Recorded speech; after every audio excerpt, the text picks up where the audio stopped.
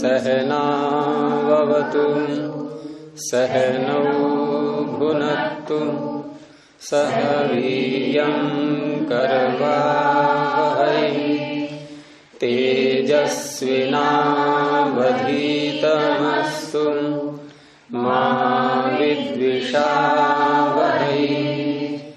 ओम शांति शांति शांति।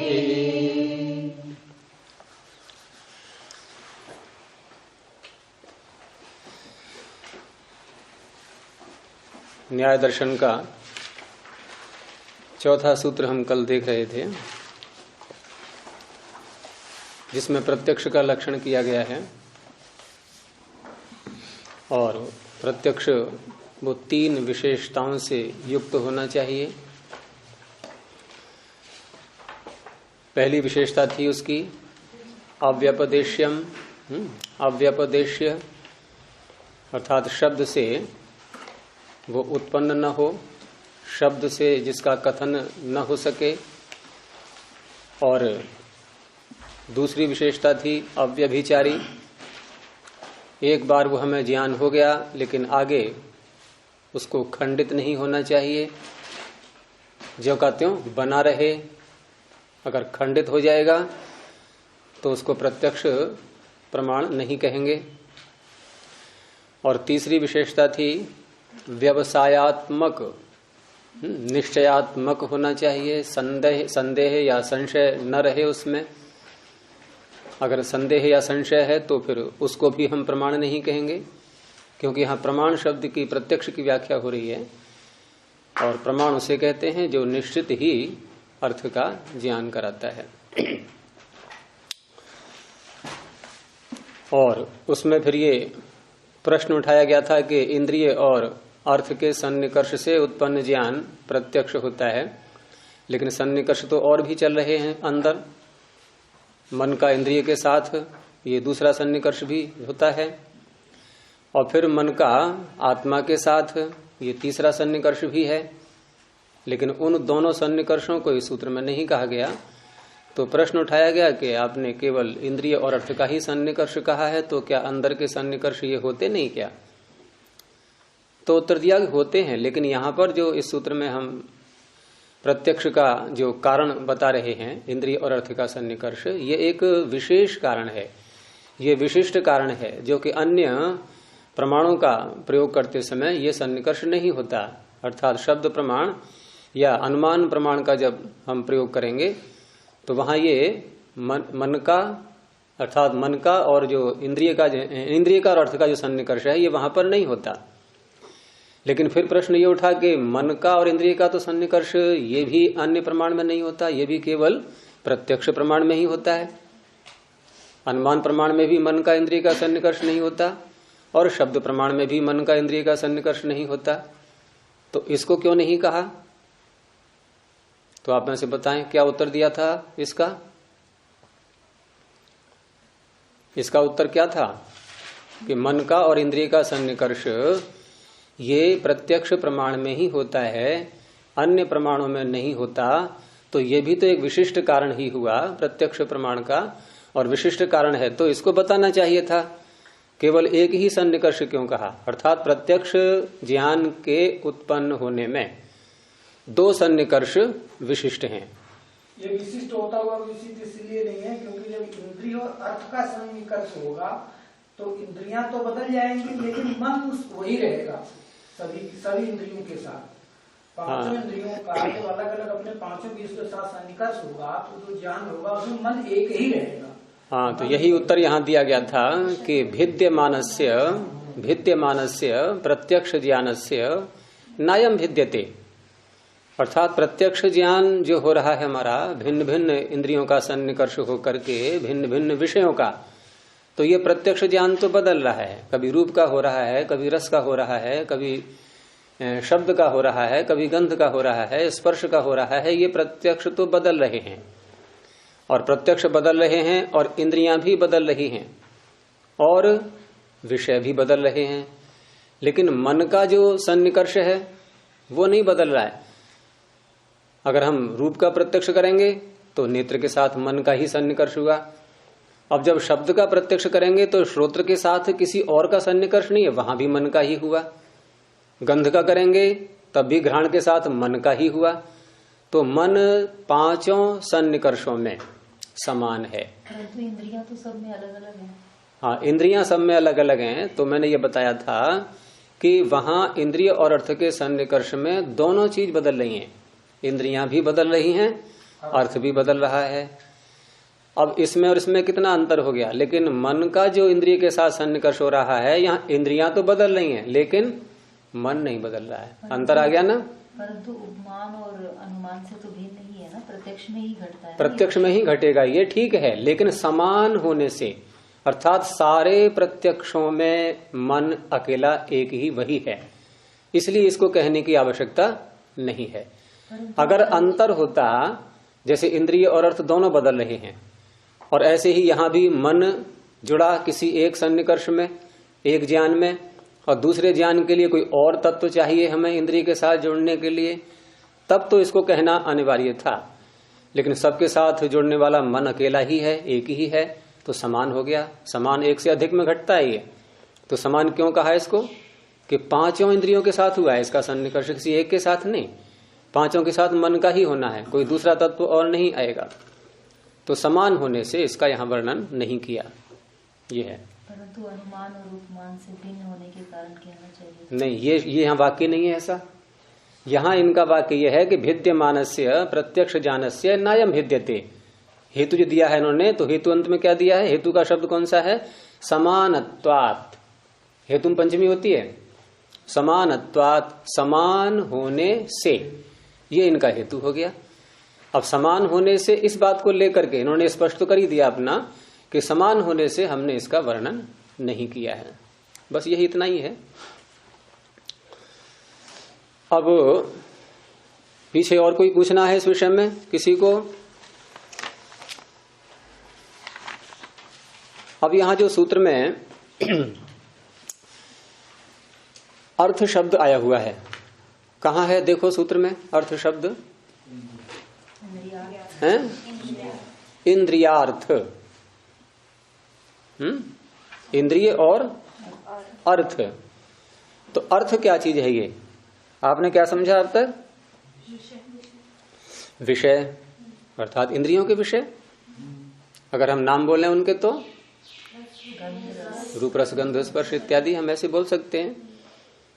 अब वो अलग बात है कि रूप फिर अनेक प्रकार के, रस अनेक प्रकार के, गंध भी अनेक प्रकार की, वो भेद हो जाएंगे।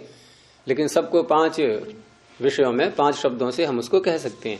लेकिन अब ये स्वयं बोल रहे हैं कि अर्थ और उन अर्थों को कहने वाले शब्द और फिर उनसे उत्पन्न ज्ञान, अब वही विषय यहाँ प्रकरण चला रहे हैं। तो यावद अर्थम वै नामधेय शब्दाः, यावद अर्थम, जब किसी शब्द के साथ हम यावत शब्द का समास कर देते हैं तो इसका अर्थ होगा कि जितने भी अर्थ हैं। यावत का अर्थ होता है जितना, जितने भी अर्थ हैं। हमने ठीक है पांच बोले, लेकिन उन पांच में भी एक एक के बहुत सारे भेद हो जाएंगे, तो अनंत बन जाएंगे हमारी दृष्टि से। तो जितने भी हैं, यहां कोई संख्या नहीं बता रहे हैं उसकी। यावद अर्थम, जितने भी अर्थ हैं, जितने भी विषय हैं, नामधेयः, नामधेय शब्दः, उतने ही उनके नाम अर्थात उनको बताने वाले उनकी संज्ञाएं भी हैं, संज्ञावाचक शब्द भी हैं उनके। नाम ध्येय, ये ध्येय जो प्रत्यय होता है किसी शब्द के साथ में, तो इससे शब्द का अर्थ नहीं बदलता है। और जिन प्रत्ययों से शब्द का अर्थ नहीं बदलता है उन्हें कहते हैं स्वार्थिक प्रत्यय। स्वार्थ में होने वाले, स्व अर्थ में होने वाले, जो शब्द है उसी के अर्थ में होने वाले। तो जो अर्थ नाम का है वही अर्थ नामधेय शब्द का है। तो नाम का अर्थ क्या है? संज्ञा। किसी वस्तु का हमने कोई नाम रख दिया है, संज्ञा कहते किसको है? सम्यक ज्ञायते अनया इति संज्ञा। जिस शब्द के द्वारा हम किसी पदार्थ को, वस्तु को ठीक प्रकार से जान लेते हैं वो संज्ञा है, उसी को नाम कह देते हैं। तो यावद अर्थम वही नामधेय शब्द, जितने अर्थ हैं उतने ही उनके वाचक शब्द भी हैं। क्या होता है उन शब्दों से कि तई ही अर्थ संप्रत्यय, उन शब्दों से जो उनके वाचक शब्द हैं उनसे हमें अर्थ का संप्रत्यय अच्छी प्रकार से बोध होता है। यहां प्रत्यय का अर्थ है ज्ञान, संप्रत्यय अच्छी प्रकार से। क्योंकि शब्द यदि न हो किसी वस्तु को कहने के लिए तो हम व्यवहार नहीं कर पाएंगे उससे, हम दूसरे को बता नहीं पाएंगे। क्योंकि वस्तु तो है हमारे सामने, शब्द उसका है ही नहीं कोई, और दूसरे को बताने के लिए, व्यवहार करने के लिए शब्द चाहिए, कोई वाचक शब्द चाहिए, तब दूसरे को कह सकते हैं। तो इससे यह भी स्पष्ट हुआ कि हमारा व्यवहार जो लोक में चल रहा है एक दूसरे के साथ, इस व्यवहार के लिए शब्द अनिवार्य हैं। बिना शब्दों के व्यवहार चल ही नहीं सकता। तो इसलिए तई ही अर्थ संप्रत्यय, इन शब्दों से हमें अर्थ का बोध होता है, और अर्थ संप्रत्ययाच व्यवहार। स्वयं इन्होंने यही कहा कि फिर जब अर्थ का बोध होता है और अर्थ का बोध होकर के अब हम अभिव्यक्त करते हैं उसको दूसरे के सामने, तो वहां व्यवहार हमारा चल पड़ता है। तो वाचक शब्द उसका अवश्य ही होता है। ये जो विषय इन्होंने उठाया है यहां पर, ये विषय उठा रहे हैं अव्यपदेश्य को समझाने के लिए। ये ध्यान रखना, अव्यपदेश्य ये बहुत कठिनाई से समझ में आता है, ये कि जो कहने योग्य न हो। अव्यपदेश्य का अर्थ हो गया जो कहने योग्य न हो, यानी प्रत्यक्ष ज्ञान ऐसा होता है जो कहने योग्य नहीं होता है। और हम कहते किससे हैं? शब्द से, नामधेय से। अब ज्ञान की अनुभूति तो हुई है, ज्ञान तो हुआ है, हमने केला खाया, मीठा तो लगा है, स्वाद तो आया, उसमें तो कोई भ्रांति हमें है ही नहीं। लेकिन बात यह हो रही है कि जितने भी संसार में अर्थ हैं उतने ही उनके शब्द हैं। यह भी कहा नहीं, कहा यावत अर्थम वही नामधेय, जितने अर्थ हैं उतने ही नामधेय हैं, उनके नाम भी हैं। अब इसका तात्पर्य हुआ कि फिर ये जो अर्थ है, जो अनुभूति मिठास की हमें हुई है, ये भी तो अर्थ है ना, एक ये भी तो विषय है। हमने कहा कि हमने रस चखा, ये रस भी एक अर्थ ही तो है, और उस अर्थ को कहने के लिए हमने रस शब्द भी बोल दिया। जिस अर्थ की हम अनुभूति कर रहे हैं उसको कहने के लिए हमने एक शब्द भी बोल दिया। कौन सा शब्द? रस। अब यहीं पर विचार करना है कि रस शब्द हमने बोला, लेकिन क्या ये रस शब्द उस मिठास को कह रहा है?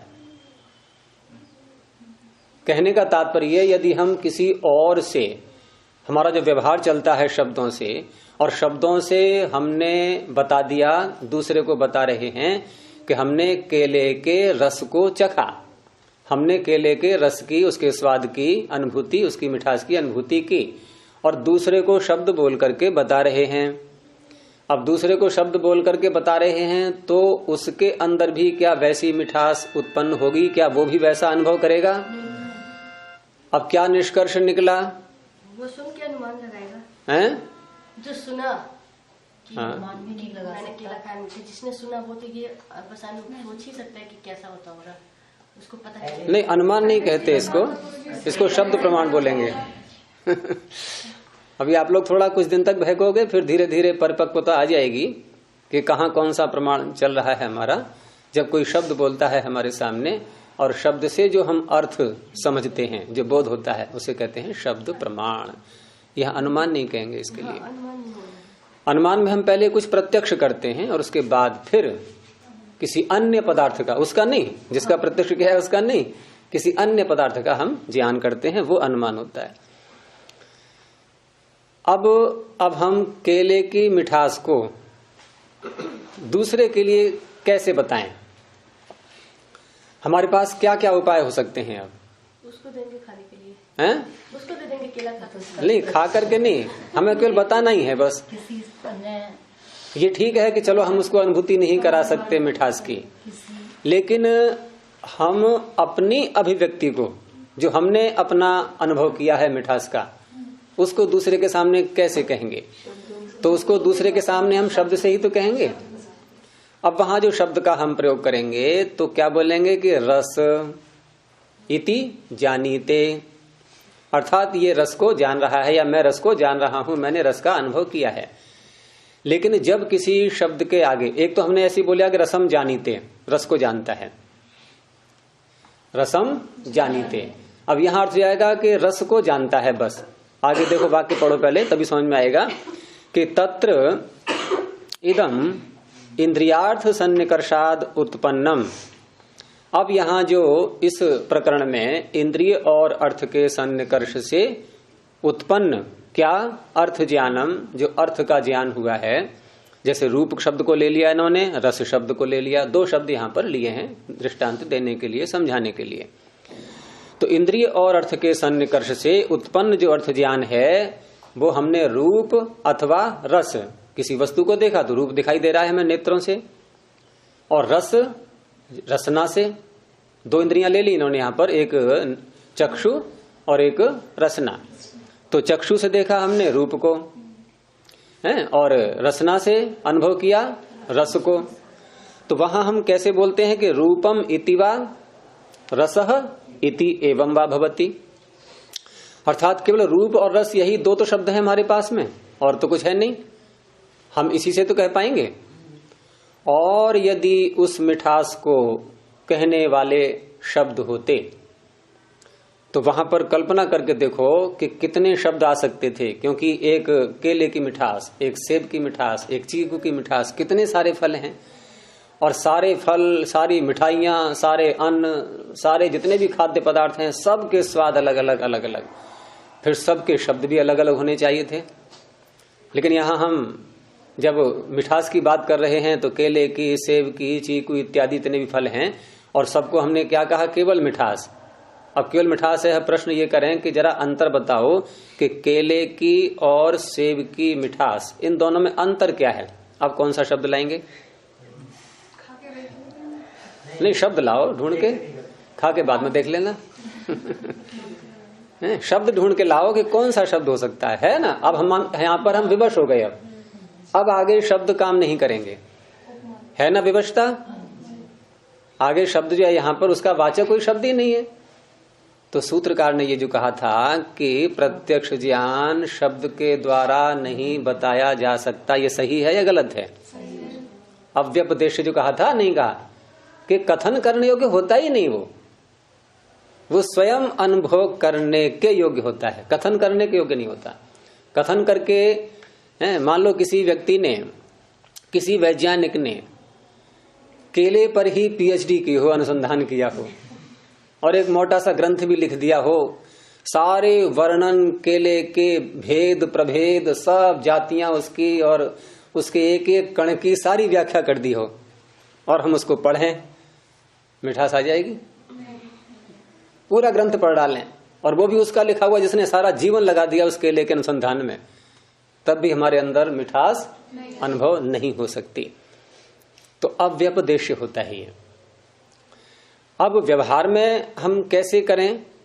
तो व्यवहार में हम दो प्रकार से शब्द बोल देते हैं कि एक तो हमने रस या रूप इतना शब्द बोल दिया, और दूसरा एक तरीका होता है कि शब्द के आगे इति लगा देते हैं, रस इति, रूप इति। तो इति से थोड़ा सा अंतर आता है अब उसमें, कि वहां एक अनुभूति की बात की जाती है और वहां केवल मात्र एक शब्द ही रहता है और उसका सामान्य अर्थ ही निकलता है। ये प्रक्रिया व्याकरण में भी चलती है। व्याकरण में हम जब किसी शब्द के आगे इति लगाएंगे या बिना इति लगाए बोलेंगे तो वहां भी अर्थ में अंतर आता है दोनों में। इति का मतलब ऐसा, इति का तात्पर्य ऐसा। तो वही यहां बता रहे हैं आगे कि ये जो इंद्रिय और अर्थ के सन्निकर्ष से ज्ञान उत्पन्न हुआ है वो रूपम इति वा रस इत्येवं वा भवति, ऐसे हम बोलते हैं उसको। तो रूप रस शब्दाश्च विषय नामधेयम। अब ये जो रूप या है या रस है एक और बढ़ा लिया है, शब्द है, अथवा रूप रस, रूप के वाचक रस के वाचक जो शब्द हैं, ये शब्द क्या हैं? सारे विषय नाम ध्येयम, ये तो विषय के नाम मात्र हैं, केवल ये विषय की संज्ञाएं हैं। यहां एक प्रसंग आ गया, अभी विषय शब्द का हम बहुत प्रयोग करते हैं।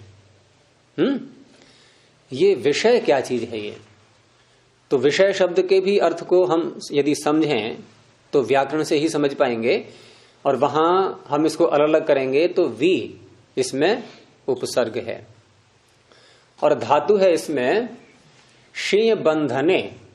एक धातु पाठ में धातु आती है, पाणिनि ने पढ़ी है, शेय बंधने, मूर्धन्य शकार है ये, शेय बंधने, और बंधन का अर्थ आप जानते ही हैं सब। अब उसमें वी और लगा दिया, और आगे एक प्रत्यय आ गया है इसमें अच। अब क्या अर्थ होता है इसका? कि विसिन्वन्ति, विशेषण सिन्वन्ति, ये शी धातु जो है ये इसका रूप चलता है सिनोति, सिनुतः, सिन्वन्ति। कौन से गण की है? मूर्धन्य शकार तो धातु में है, लेकिन जब रूप चलाएंगे तो उसको दंत सकार हो जाएगा। धात्वादेह शह सह, सूत्र धात्वादेह शह सह। तो ये स्वादिगण की है, इसलिए श्नु प्रत्यय आएगा, स्वादिभ्यः श्नु, ये आपके लिए बोल रहा हूं मैं, ध्यान रहे। तो स्वादि गण की होने से श्नु आ गया। अब रूप चलाएंगे सिनोति, सिनुतः, सिन्वन्ति, और वी और लगा दिया। तो विशेषेण सिन्वन्ति निबध्नन्ति इंद्रियाणि, जो विशेष रूप से इंद्रियों को बांध लेते हैं, बंधन में डाल देते हैं, उन्हें कहते हैं विषय। अब आया समझ में? ये धातु से ही निकलेगा अर्थ, जो विशेष रूप से हमारी इंद्रियों को जकड़ लेते हैं, बांध देते हैं, आकर्षित कर लेते हैं, अपनी ओर खींच लेते हैं, तो बंधन है ये। इंद्रियों का बंधन, इंद्रियों को बंधन में डालने वाला कौन होता है? विषय। तो विशेषेण सिन्वन्ति निबध्नन्ति इंद्रियाणि, ये इसकी व्युत्पत्ति है। तो बात चल रही थी कि रूप रस इत्यादि ये सब केवल विषयों के नाम हैं, ये उसके नाम नहीं है। जो अनुभूति हमारे लिए हो रही है ये उसके नाम नहीं है, अनुभूति का नाम ही नहीं होता कोई, क्योंकि अव्यपदेश कहा है, उसी की व्याख्या चल रही है सब। तो विषय नाम ध्येयम, और तेन व्यपदिश्यते ज्ञानम, अब उससे हम अपनी अनुभूति को व्यक्त करना चाह रहे हैं। इन शब्दों से, रूप से, रस से, इन सब शब्दों से हम अपनी अभिव्यक्ति को, अपने अनुभव को हम कहना चाह रहे हैं। लेकिन कहना चाह रहे हैं तो उसकी एक सीमा है, हम उसके आगे नहीं बढ़ पाएंगे। तो कैसे कहेंगे? तो उत्तर दिया रूपम इति जानीते, रस इति जानीते, इति लगा करके बोलेंगे। अब ये एक शैली है ऋषियों की, जब इति लगा करके बोलते हैं, और जिसको इस शैली का पता है वो समझ जाएगा कि ये व्यक्ति रस शब्द को बोल रहा है या रस की अनुभूति को बता रहा है। एक तो हो गया रस शब्द जिसमें र और स आ रहा है, एक तो ये शब्द हो गया। जैसे हम किसी से कहें भाई रस शब्द लिखो, तो हम रस इति ऐसे नहीं बोलेंगे, हम सीधे रस बोलेंगे, रस को लिखो। लेकिन जब इति लगा दिया, अब ये अनुभूति की ओर हम पहुंच रहे हैं अब कि रस इति जानीते, अर्थात यह व्यक्ति जिसने केला खाया है ये रस की अनुभूति को जानता है, स्वाद को ये जानता है। जैसे मान लो दो व्यक्ति खड़े हैं, दो बच्चे खड़े हैं, एक ने केला खा लिया है और एक ने नहीं खाया है, और केले में रस होता है ये दोनों को पता है, अर्थात स्वाद, रस का अर्थ है स्वाद ले लो अगर समझने में कठिनाई हो रही है, कि केले में रस होता है ये दोनों को पता है। अब तीसरा व्यक्ति जो ये जिसके सामने खड़े हैं दोनों बच्चे, उसको ये भी पता है कि एक ने केला खा लिया है और एक ने नहीं खाया है, और ये भी पता है कि ये दोनों ये जानते हैं कि हाँ केले में रस होता है। अब जिसने केला नहीं खाया है, अब उसके विषय में व्याख्या कर रहा है वो सामने वाला व्यक्ति, तो कैसे बोलेगा कि अयम बालकः रसम जानीते, यह बालक रस को जानता है। ये किसके लिए कहा जा रहा है? जिसने केला नहीं खाया है। तो नहीं खाया है वो जानता तो है केले में रस होता है, लेकिन अनुभूति अभी नहीं की है उसने, पहले कभी खाया बात अलग रही, लेकिन यहां प्रत्यक्ष वाली बात चल रही, वर्तमान काल की, वर्तमान में अनुभूति कौन कर रहा है। और एक ने केला खा लिया है अभी, अब उसके लिए कैसे बोलेंगे हम, अयम बालकः रसम इति जानीते, ये उसकी अनुभूति को जानता है। तो अनुभूति को कहने के लिए हम शब्द के आगे इति लगा करके, एक विवशता है और कोई यहाँ उपाय ही नहीं है, तो इति लगा करके ही हम व्यक्त कर पाते हैं उसको। लेकिन अगर सामने कभी खाया ही ना हो तो उसके लिए ऐसा भी नहीं, तो नहीं बोलेंगे, कभी नहीं बोल सकते, क्योंकि वो तो रस को भी नहीं जानेगा फिर।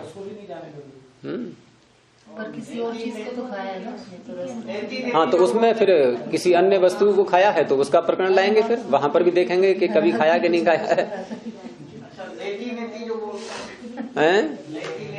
नेति का अर्थ है यह नहीं है, ऐसा नहीं है। न इति, अभी इति का अर्थ लिखाया था मैंने लोगों के लिए, इति माने ऐसा, न इति ऐसा नहीं है। अर्थात आप जो ये बोल रहे हो कि परमात्मा इस मूर्ति में है, साकार है, ऐसा ऐसा नहीं है, हैं? हम अनेक प्रकार से परमात्मा के रूपों को स्वीकार कर लेते हैं, तो ऐसा नहीं है, कुछ और है।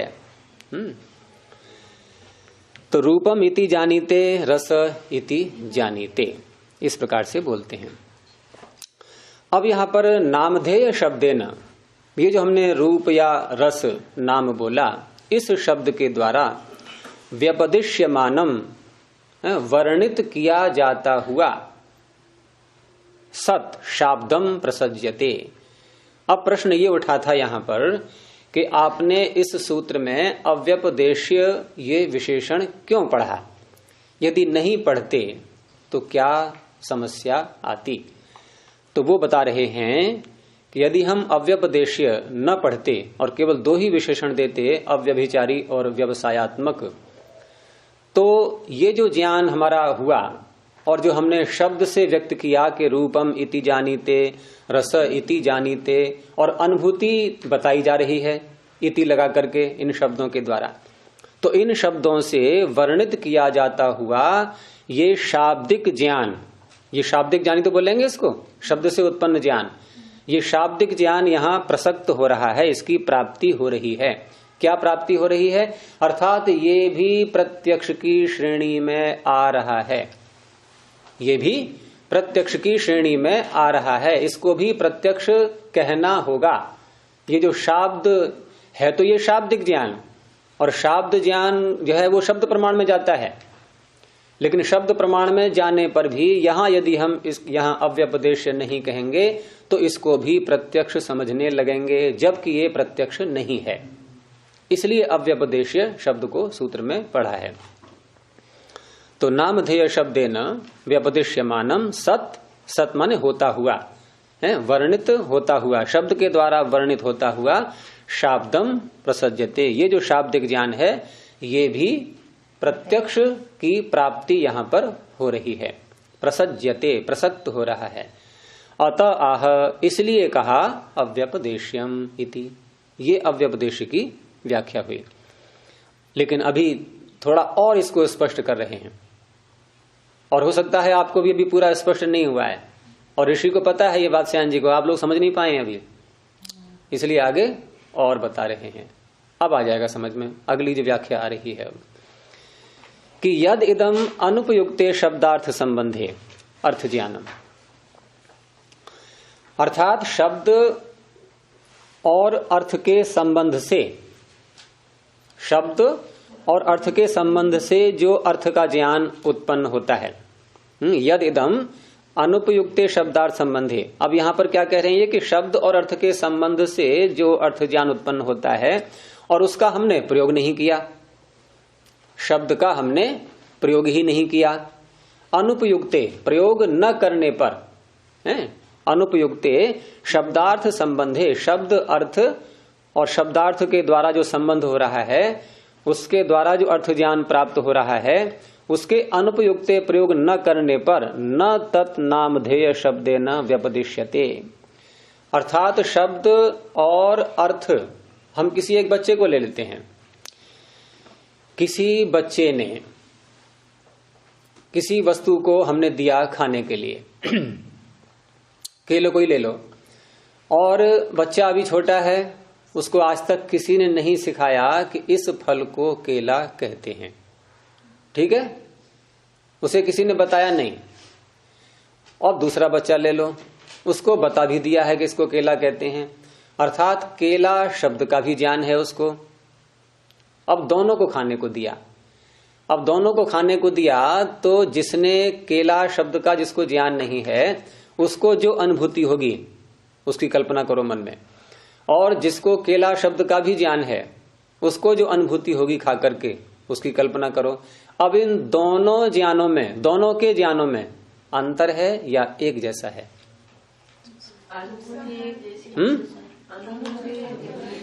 अंतर ये होगा कि जिसको केला पता है शब्द वो अपनी बात को दूसरों को बताने। यहाँ प्रश्न है अनुभूति का, बताना विषय ही नहीं है।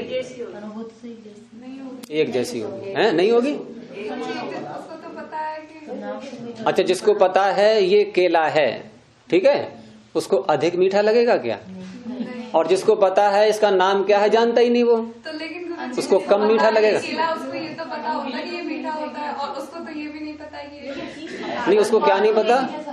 जिसने केला शब्द कभी नहीं सुना उसे क्या नहीं पता? उसको उसकी रसना उसके स्वाद को कम बताएगी। स्वाद तो एक है? बच्चा माँ का दूध पीता है छोटा सा, वो जानता भी नहीं कि इसका नाम दूध है, और फिर भी पूरी तृप्ति आ रही है नहीं उसको। और हम लोग खूब जानते हैं इसका नाम दूध है, तब भी वही ऐसी तृप्ति आनी है। हो सकता है हमारी और कम आए क्योंकि हमारी बाह्य वृत्तियां बहुत रहती हैं, हम दूध तो पी रहे हैं, ध्यान कहीं और जा रहा है। बच्चे का ध्यान भी कहीं और नहीं जा रहा है, वो तो बिल्कुल तल्लीन है उसमें, वो और अधिक आनंद ले रहा है उसमें। हम शब्दों को जान जान के और कम कर लेते हैं अपने आनंद को, इसलिए शब्दों से हटना पड़ेगा अगर हमें वो प्रत्यक्ष अनुभूति करनी है तो। उस काल में शब्द नहीं चाहिए। हाँ, क्या करे आप? मैं कह रहा हूँ शहरों में बहुत सारे ऐसे बच्चे होते हैं जिन्होंने नीम के पेड़ को सुना तो है, देखा नहीं होता।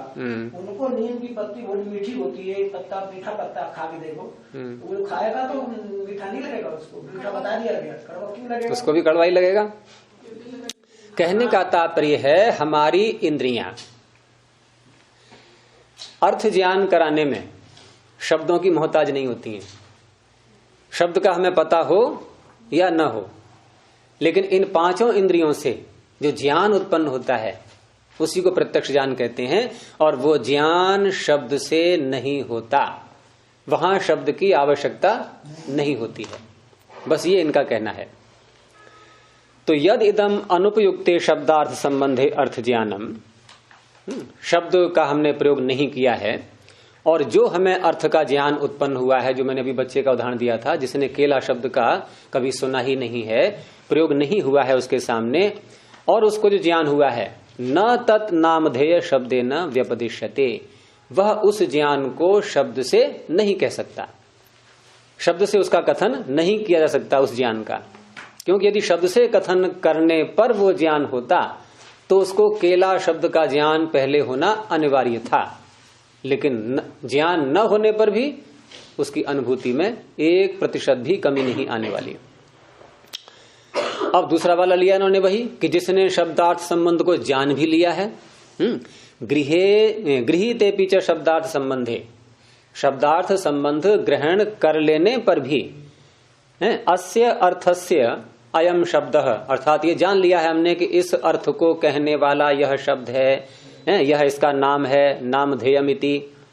यदा तु स अर्थः गृह्यते, अब वह व्यक्ति जिसने शब्द का भी पता लगा लिया है कि इसका वाचक ये शब्द है, और वो अर्थ को ग्रहण कर रहा है, अनुभूति को अपनी कर रहा है, वस्तु का सेवन कर रहा है, तदा उस काल में तत्पूर्वस्मात् अर्थ ज्ञानात्, जब उसको शब्द का पता भी नहीं था उस समय जो उसने अर्थ का ज्ञान किया था, उस अर्थ ज्ञान से न विशिष्यते, ये जो दोबारा अर्थ ज्ञान हुआ है ये उससे विशिष्ट नहीं है।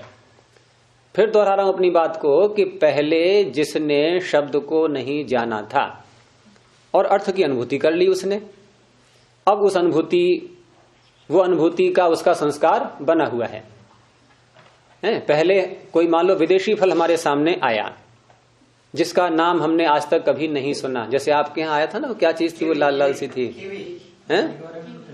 तो मैंने पूछा नाम क्या है, तो नाम तो नहीं पता था, मुझे भी नाम नहीं पता, मैंने खाया तो स्वाद तो आया उसका, तो उस समय जो अनुभूति हुई है, शब्द का पता नहीं है क्या है, विदेशी फल है और खाने को किसी ने दिया, हमने खा लिया, हमें उसके शब्द का वाचक कुछ नहीं पता।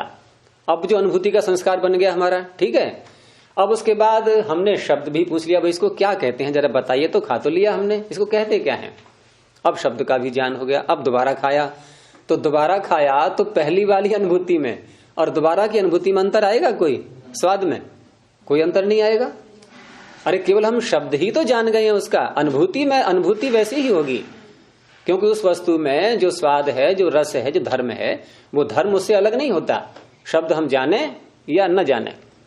तो वही वाक्य यहां कहा गया है कि जब अर्थ का ज्ञान, वो शब्द का ज्ञान हो चुका है और उसके बाद हमने अर्थ को अनुभव किया, यदा तु स्वर्थो गृह्यते तदा तत्पूर्वस्मात् अर्थ ज्ञानात् न विशिष्यते। वो पूर्व अर्थ की अनुभूति से, पूर्व अर्थ के ज्ञान से, पूर्व कौन सा? जब शब्द का हमें पता नहीं था, है उस ज्ञान से ये जो ज्ञान हुआ है बाद में, शब्द का ज्ञान होने के बाद जो अर्थ की अनुभूति ही हुई है, उससे ये विशिष्ट नहीं है, अर्थात वैसा ही है।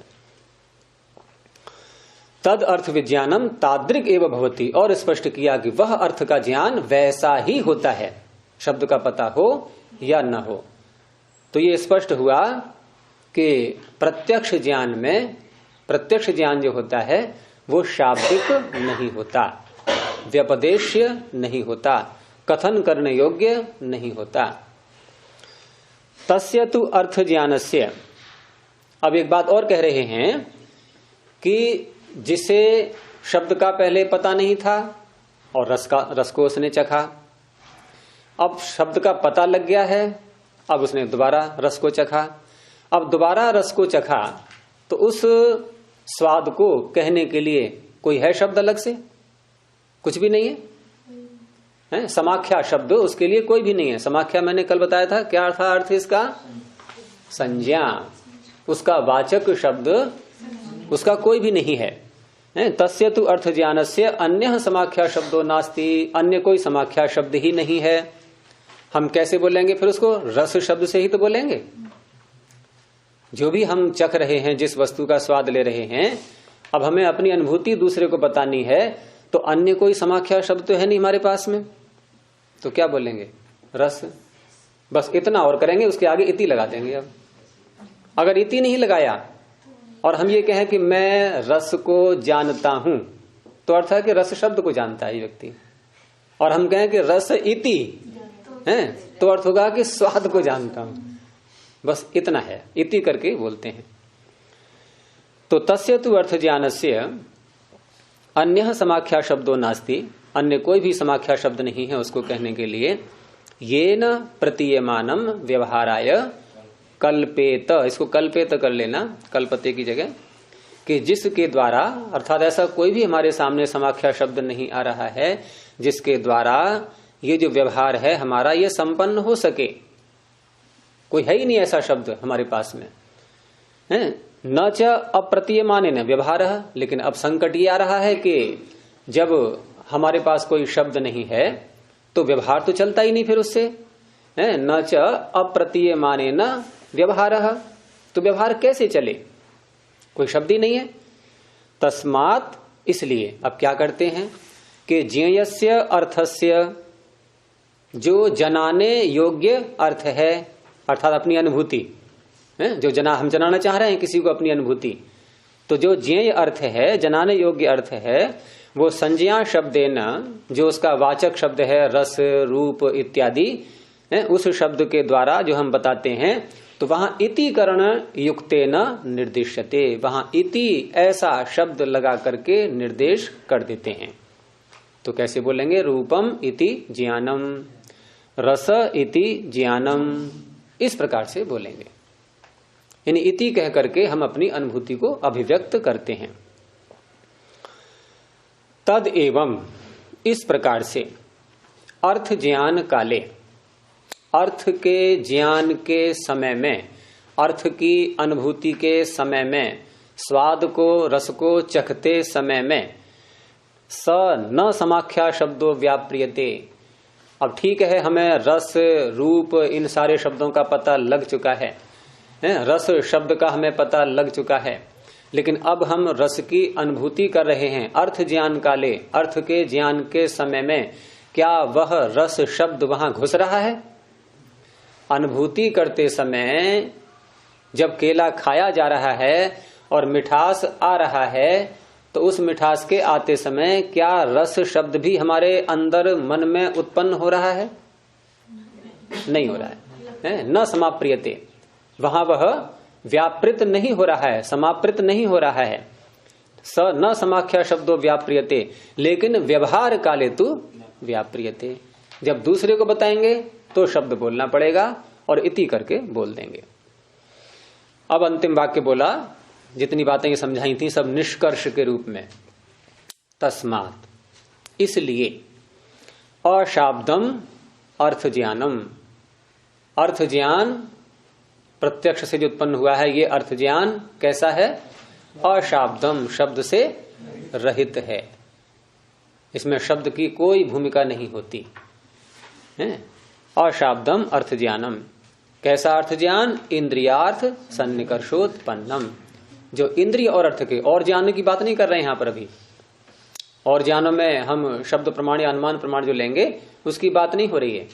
तो इंद्रियार्थ सन्निकर्षोत्पन्नम, इंद्रिय और अर्थ के सन्निकर्ष से जो ज्ञान उत्पन्न हुआ है, ये कैसा है? अशाब्दम, ये शाब्द नहीं है। अब बताओ, ये अव्यपदेश का अर्थ पूरा समझ में आया कि नहीं?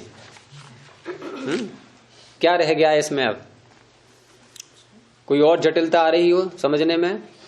क्योंकि प्रत्यक्ष अनुभूतियां जितनी भी होती हैं हमारी, उन अनुभूतियों को हम शब्द से अभिव्यक्त नहीं कर सकते, पहली बात। दूसरी बात, दूसरे को वह अनुभूति व्याख्या कर करके बता नहीं सकते, या बता देंगे? अगर बता दिए जाएं तो एक व्यक्ति को भेज देंगे बाजार में कि जाओ अमुक अमुक मिठाइयां खा करके आ जाओ, और हम यहाँ पर सब बैठे हैं, हमारे सामने व्याख्या करके हमें भी उसका स्वाद चखा देना संभव ही नहीं है। सबको खाना पड़ेगा जा जाके।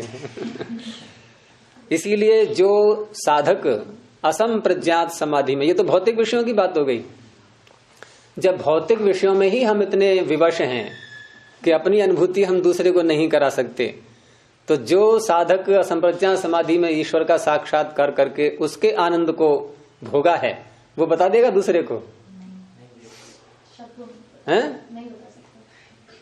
इसीलिए आया है उपनिषद में, न शक्यते, वो पूरा मंत्र क्या है? समाधि निर्धूत मलस्य चेतसो निवेशितस्य आत्मनि यत् सुखम भवेत्, अर्थात समाधि से जिसने अपने मन के सारे मैल धो लिए हैं और उसके बाद समाहित होकर के उसके आत्मा में जो आनंद की अनुभूति हुई है, निविष्टस्य आत्मनि यत् सुखम भवेत्, जो सुख उसको उत्पन्न हुआ है, न शक्यते वर्णयितुम गिरा तदा, उस सुख का, उस आनंद का वर्णन वह वाणी से नहीं कर सकता। न शक्यते, वाणी से उसका वर्णन संभव ही नहीं है। न शक्यते वर्णयितुम गिरा तदा, फिर कैसे संभव है? कि स्वयं तदंतःकरणेन गृह्यते, स्वयं ही अपने अंतःकरण से हम गृहीत कर सकते हैं, अर्थात हमें स्वयं वह समाधि लगानी होगी। हम किसी समाधिस्थ व्यक्ति के पास बैठ जाएं कि ये समाधिस्थ व्यक्ति है, और इसके पास जब बैठ जाएंगे तो हमें भी ईश्वर के आनंद का अनुभव होने लगेगा? हो जाएगा कि सामने वाला बहुत सिद्ध पुरुष है, चलो आज उसके दर्शन करने चलते हैं, उसके सानिध्य में उसके निकट बैठेंगे, हो सकता है थोड़ी सी बौछार हमारे ऊपर भी पड़ जाए आनंद की। नहीं पड़ने वाली, एक कण भी नहीं आने वाला। किसी व्यक्ति ने अपनी प्यास को तृप्त कर लिया है पानी पी करके, ठीक है, और हमें बहुत तेज प्यास लग रही है, अब जल तो मिल नहीं रहा है, तो एक ने कहा ऐसा करो, जिसने पानी पी लिया है उसके पास पहुंच जाओ। अब पहुंच गए, मिट जाएगी प्यास, उसके पास बैठ जाएं, नहीं उसके पास जाकर के बैठ जाएं, और फिर भी ऐसा लग रहा हो दूरी है, चलो गले मिल लो उससे और लिपट जाओ, देखो शायद थोड़ी प्यास मिट जाए। नहीं मिट सकती। तो लेश मात्र भी है, प्रेरणा से प्यास मिट जाएगी? नहीं, प्यास को प्रेरणा देते रहो तो। जिसने ईश्वर के आनंद का प्रत्यक्ष किया उसके पास बैठने से ये तो होगा ना कि मुझे भी मुझे मिलना चाहिए। नहीं, मिलना तो चाहिए, मिला तो नहीं। मिलेगा नहीं, प्रेरणा की जो बात वो अलग चीज है। दृष्टांत जिस हम विषय में देंगे ना वही घटेगा। वो कहने का तात्पर्य अनुभूति का एक अंश भी, 1% भी हमारे अंदर नहीं आने वाला, तो इसलिए अशाब्दम बोलते हैं इसको। शब्द से संभव ही नहीं है। अब अगला विशेषण क्या है सूत्र में? अव्यभिचारी। अब उस पर आते हैं। अब देखा आप लोगों ने कितनी व्याख्या करते हैं ऋषि एक एक शब्द की, यानी अव्यपदेश को समझाने के लिए कितना सारा उन्हें बोलना पड़ा, तब जाकर के भी पता नहीं कितना कितना हम लोग समझे हैं। योग दर्शन में प्रत्यक्ष आता उसकी भी यहाँ से पुष्टि। वो तो है ही, सब मिला हुआ है, क्योंकि योग दर्शन का प्रत्यक्ष और इनका प्रत्यक्ष अलग नहीं है, बिल्कुल वही है, क्योंकि वहां भी इंद्रिय अर्थ का सन्निकर्ष माना गया है। सांख्य में सूत्र आता ही है इंद्रियार्थ यत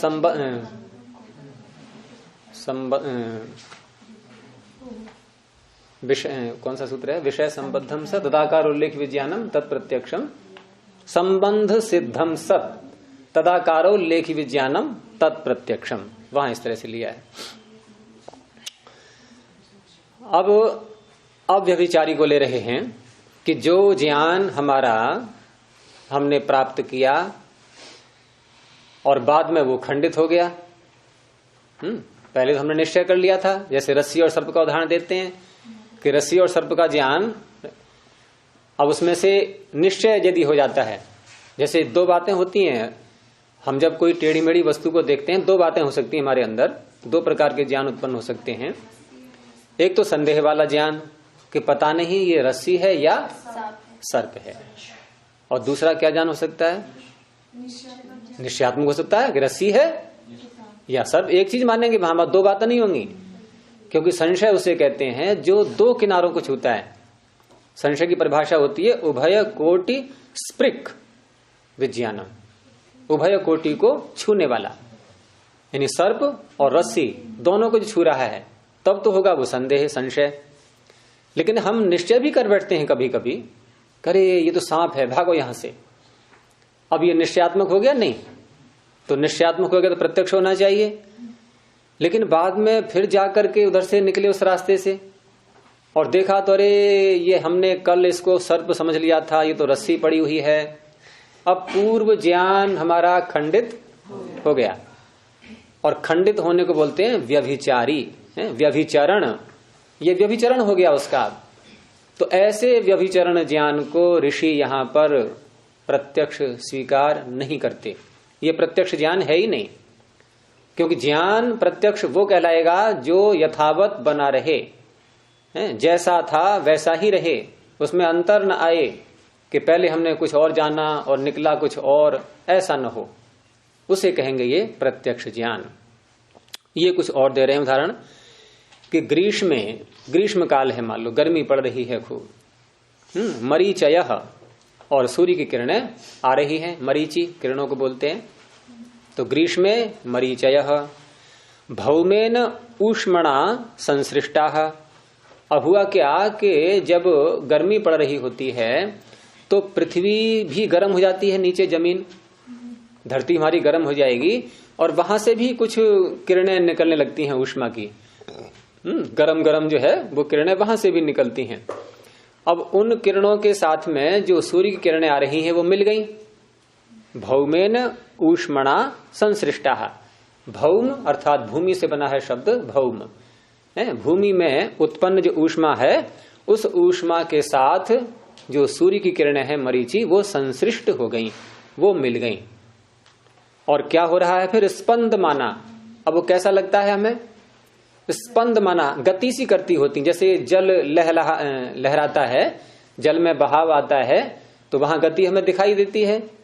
और ये आपको देखना है तो रेगिस्तान में बहुत सरलता से दिख जाता है, और नहीं तो इधर के इलाकों में भी अगर हम बहुत तेज गर्मी है, दोपहरी है और सड़क पर चल रहे हों, तारकोल की सड़क हो डाबर की, और वहां जब चलते हैं तो वहां भी ऐसा लगता है, कभी कभी ऐसा अनुभव होता है। लेकिन रेगिस्तान में तो बहुत ही ज्यादा होता है, क्योंकि वहां रेत में भी कुछ कण होते हैं ना जो चमकने वाले, तो उनमें से और ज्यादा फिर चमक निकलती है, ऊष्मा निकलती है।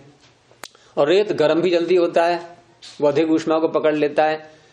तो वहां पर हमें लगेगा दूर से कि पानी लहरा रहा है, पानी की लहरें उठ रही हैं, पानी में लहरें उठ रही हैं, और जबकि वो लहरें होती हैं ऊष्मा की, किरणों की। तो स्पंद माना, वो गति जैसी कर रही होती हैं। तो क्या होता है कि दूरस्थस्य, जो दूर व्यक्ति है, दूर स्थित है, उस व्यक्ति के चक्षुषा, चक्षु के द्वारा, नेत्र के द्वारा, चक्षु के द्वारा सन्निकर्ष होगा उसका। तो चक्षुषा सन्निकृष्यन्ते, चक्षु के साथ उन ऊष्माओं का, मरीचियों का सन्निकर्ष होता है, संबंध स्थापित हो जाता है, नेत्र से उनका सन्निकर्ष हो गया। अब क्या होगा कि तत्र इंद्रियार्थ सन्निकर्षाद उदकम इति ज्ञानम उत्पद्यते। अब उस नेत्र, चक्षु और अर्थ अर्थात वही मरीचियां, तो इनके सन्निकर्ष से कैसा ज्ञान उत्पन्न होता है? उदकम इति, ये जल है, ऐसा ज्ञान उत्पन्न हो गया। तच्च प्रत्यक्षम प्रसज्यते, अब वह भी प्रत्यक्ष की कोटि में आना चाह रहा है, क्योंकि इंद्रिय अर्थ के सन्निकर्ष से ज्ञान तो उत्पन्न हो गया। और कौन सा ज्ञान उत्पन्न हुआ? कि जल है ये, तो प्रत्यक्ष कहना चाहिए इसको, क्योंकि सूत्र कह रहा है इंद्रियार्थ सन्निकर्षोत्पन्नम ज्ञानम प्रत्यक्षम। लक्षण इतना ही रखें हम, और ये विशेषण न लगाएं जो लगाए जा रहे हैं अलग अलग विशेषण हैं। और यहां पर जो प्रथम विशेषण था अव्यपदेश्य, वो भी घट रहा है, क्योंकि प्रत्यक्ष ज्ञान शब्द से कहने योग्य नहीं होता है, ठीक है, लेकिन यहां पर ऐसा ज्ञान जो हमें हुआ है, जो कि मरीचि को हम जल समझने लगे हैं, अब ये ज्ञान यहां प्रत्यक्ष कोटि में आने लगा। लेकिन ये प्रत्यक्ष वास्तव में नहीं है, क्योंकि वहां जाएंगे तो खंडित हो जाएगा, वो ज्ञान रहेगा ही नहीं। तो ये भी प्रत्यक्ष न बन जाए, ये भी प्रत्यक्ष कोटि में न आ जाए, तो इसलिए कहा अव्यभिचारी इति।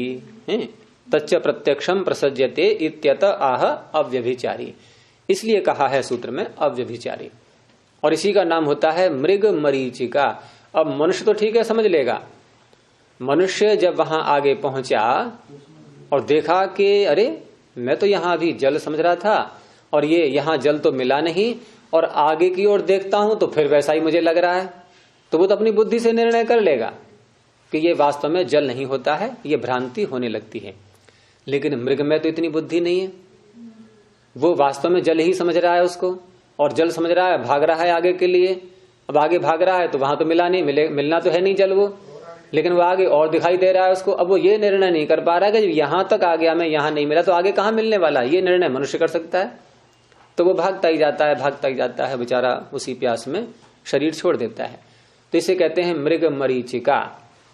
इस शब्द का प्रयोग हम यहां भी करते हैं सांसारिक विषयों के सुख में, कि सांसारिक विषयों में हम क्या कल्पना करते हैं कि इनमें हमें सुख मिल जाएगा, इनसे हमारी तृप्ति हो जाएगी, ये हमें बिल्कुल तृप्त कर देंगे, तो हम उनको साध्य मान करके, उनमें सुख है ऐसा मान करके उनकी प्राप्ति में अपना सारा जीवन लगाते रहते हैं।